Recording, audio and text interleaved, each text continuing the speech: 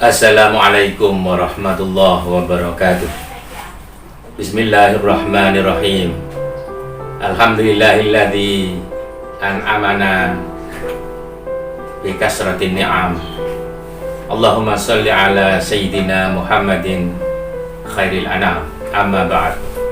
Saudaraku muslimin muslimat yang saya muliakan, ketika berada di bulan Ramadan seperti ini, mesti banyak hal yang ingin kita dapatkan dari berkahnya bulan Ramadan.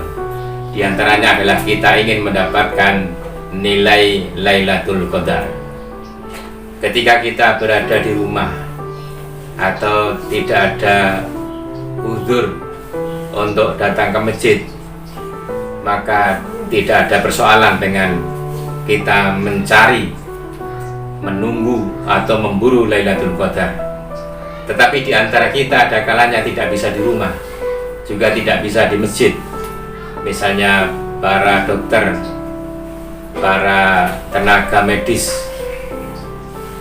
pegawai karyawan rumah sakit dan sebagainya, ketika sedang piket malam, maka di malam-malam di bulan Ramadan tidak di rumah, tidak bisa ke masjid, tetapi hanya ada di rumah sakit. Pertanyaannya adalah, apakah mereka yang berada di rumah sakit itu bisa ada kesempatan untuk mencari, memburu atau menunggu Lailatul Qadar? Demikian juga bagi orang yang sedang sakit dan berada di rumah sakit. Jawabannya adalah bisa menunggu, bisa mencari Lailatul Qadar itu. Tentu saja ada sedikit perbedaan aktivitas dengan ketika kita tidak di rumah sakit.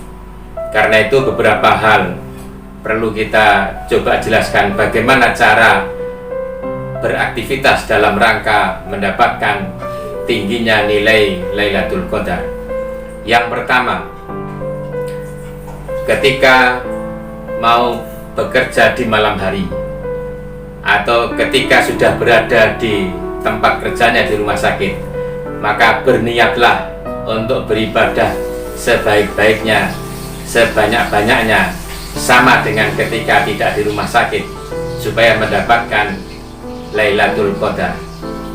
Tetapi tentu saja tidak perlu berniat mencari Lailatul Qadar, niat saja beribadah sebaik-baiknya, mendekatkan diri kepada Allah.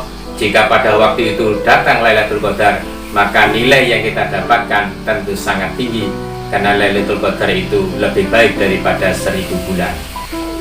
Maka yang bisa dilakukan atau direncanakan adalah melaksanakan sholat fardu, maghrib, isya, subuh, kalau bisa dengan berjamaah. Meskipun hanya dengan 2 orang, tidak perlu di musola atau di masjid karena sedang bekerja. Itu pun kalau ada waktunya. Kemudian laksanakan sholat-sholat sunat, misalnya sholat sunat qobliyah, maghrib, qobliyah, isya, qobliyah subuh. Kemudian sholat sunat ba'diyah maghrib dan ba'diyah isya. Kerjakan juga sholat malam atau sholat taraweh atau sholat witir, sholat ba'dal wudu dan lain-lain yang bisa kita kerjakan. Juga tidak harus ke musola, bisa kita kerjakan di kantor dengan membentangkan sajadah di samping kursi kita yang biasa kita gunakan untuk bekerja misalnya. Lalu berikutnya adalah bacalah Al-Quran sebanyak-banyaknya. Kalau membaca dengan memegang Al-Quran tidak bisa karena sibuk, maka hafalkan saja surat yang biasa kita hafal. Biasanya surat-surat yang pendek itu kita hafal, maka itu kita baca di saat kita ada di rumah sakit itu. Jangan lupa kita juga bisa berzikir atau berdoa sebanyak-banyaknya. Zikir apa yang kita baca? Ya, zikir yang biasa kita baca setelah salat itu. Ada tasbih, ada tahmid, ada tahlil, ada istighfar, dan seterusnya. Bahkan bisa juga membaca zikir yang biasa dinyanyikan oleh almarhum Syafi'i Al-Bukhari. Subhanallah walhamdulillah wa la ilaha illallah wallahu akbar wala haula wala quwata illa billahil aliyyil azim. Tentu saja dalam rangka berzikir kita tidak usah melakukan, kita baca saja kalimatnya. Dan zikir ini kita tidak harus sambil duduk, bisa kita lakukan dengan berdiri, bahkan dengan tidur, seperti yang difirmankan oleh Allah dalam surat An-Nisa ayat 103. A'udzubillahi minasyaitonirrajim. Fa idza qadaytumus shalah fadhkurullaha qiyaman wa qu'udan wa 'ala junubikum. Maka apabila kamu telah mengerjakan sholat, berzikirlah kepada Allah sambil duduk, sambil berdiri, atau sambil tidur berbaring. Artinya berzikir itu kita bisa baca, kita bisa lakukan sambil sedang apa saja. Lalu bagaimana menghitungnya? Tidak usah memikirkan persoalan jumlah yang kita baca, tidak usah kita hitung pun tidak apa-apa. Allah, malaikat pasti akan menghitungnya sendiri, dan pahalanya akan diberikan kepada kita sebanyak yang kita amalkan itu. Lalu ketika kita sudah merencanakan dari rumah, berniat untuk melaksanakan ibadah sebanyak-banyaknya, sebaik-baiknya, ternyata tidak bisa karena sedang sangat sibuk menangani orang sakit, termasuk para dokter, para perawat yang menangani korban positif penyakit corona, tidak bisa menyisakan waktu untuk melaksanakan ibadah tadi. Atau yang sedang sakit di rumah sakit, ternyata sakitnya sedang agak berat, tidak bisa banyak bergerak, maka ketika saat seperti itu terjadi, kerjakanlah yang wajib saja.